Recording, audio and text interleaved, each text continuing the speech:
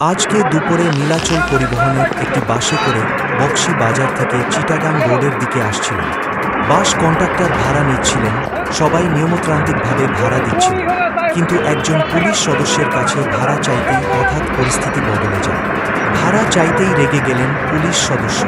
চোখের সামনেই দেখি পুলিশ সদস্য রেগে গিয়ে কন্ডাক্টরের উপর চড়াও হল, বলল, তুমি জানো আমি কে?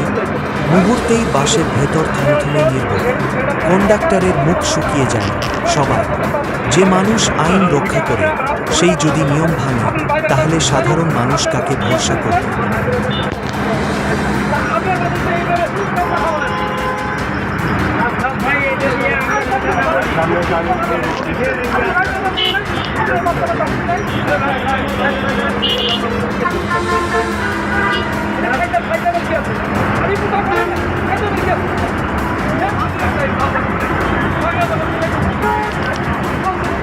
আমি নিজেই সেই বাসের একজন যাত্রী।